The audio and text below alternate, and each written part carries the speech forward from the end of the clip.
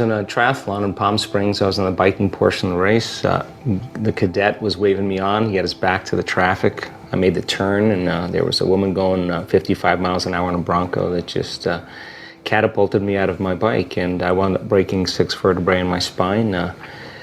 When you compress the volume of material like this, when you compress that volume, bone fragments go back on the cord. The neural arch of one of the vertebrae had broken, and I had a lot of cord compression. So they wanted to do a radical surgery. 4 opinions from the leading surgeons in Southern California said Harrington rod surgery or nothing. And screwing in stainless steel rods from the base of my neck to the base of my spine was the option to guarantee that I would be able to walk again. Anyway, I decided against the surgery, and in 1986, that wasn't a common thing. First of all, I have a background, I know a lot about the spine, so creating that kind of mobility, and if it wasn't done properly, or if it was done okay, I could be in pain the rest of my life. I could be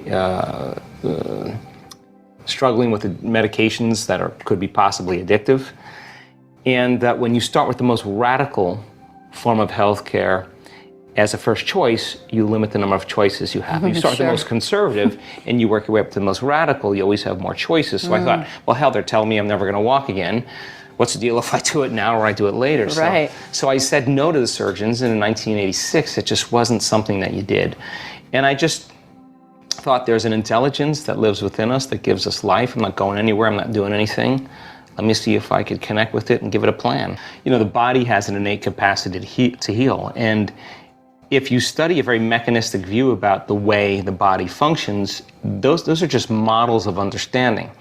But fast forward to information biology or contemporary understanding of biology, it's more vitalistic, that there's an energy that the body feeds off of. And so then I was reasoning with the idea. I'd been doing martial arts, I had a yoga studio, I had gotten quite extensive training in hypnosis. I was interested in this stuff, so I kind of knew that there was an intelligence living within us.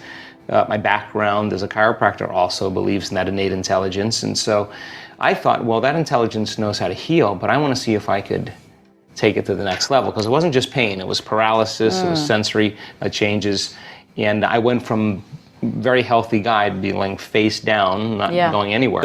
So I just reasoned that if it wasn't intelligence, then I could connect with it, and so I decided that I was just going to give it a plan and a template, a design, and then when I was clear on that design, I'd surrender it to this intelligence, because I can't do the healing. It knows how to heal way better than me, but I wanted to take it to that next level. The bones heal, but I wanted them to heal better, and it worked.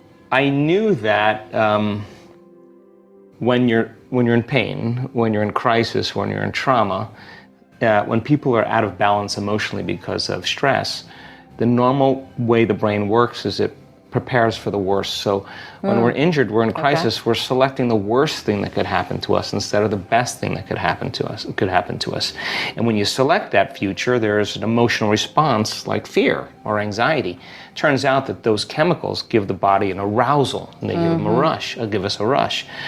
So here I am trying to focus on what I do want to have happen. Right. But my brain keeps going back to what I don't want to have happen. So 6.5 weeks of a dark night of the soul, because I had to train my brain, and I knew if I said the design has to be pure, it has to be complete, I have to reconstruct every vertebrae. If I lose my focus, and I start thinking about living in a wheelchair, whoops, that's the wrong signal. So just by intuition, I started working on my presence, my ability to pay attention and stay present. And every time I lost the present moment, I would come back.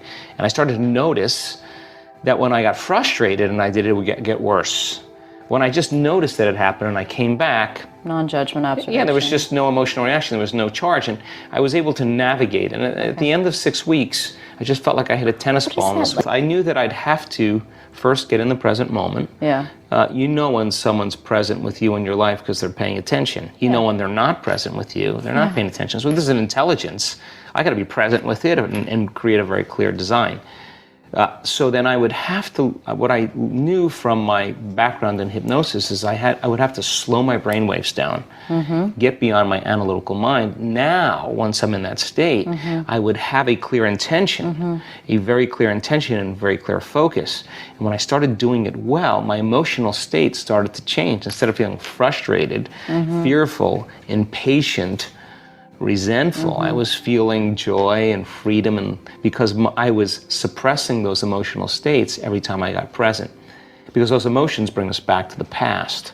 So I had to work over time. And what I didn't know that I was doing the whole entire time was I was improving my brain's ability to pay attention and focus. That means I could visualize better. Yeah. But secondly, more importantly, I was able to relax more into the present moment. And by doing that and holding a very clear picture, I started to notice very strong changes in my brain. I was laying down new circuits. I was creating a new mind, and nerve cells that fire together wire together. If you keep doing it, just like driving a race car, it's going to get easier because you become what you practice. But you got to pay attention. You got to repeat it. You got to learn. You got to keep experiencing. So at the end of 6 weeks, it just kind of all came together. But those 6 weeks, I was struggling because it was just kind of this unlearning process. It was pruning neurological, breaking habits of thought and emotions.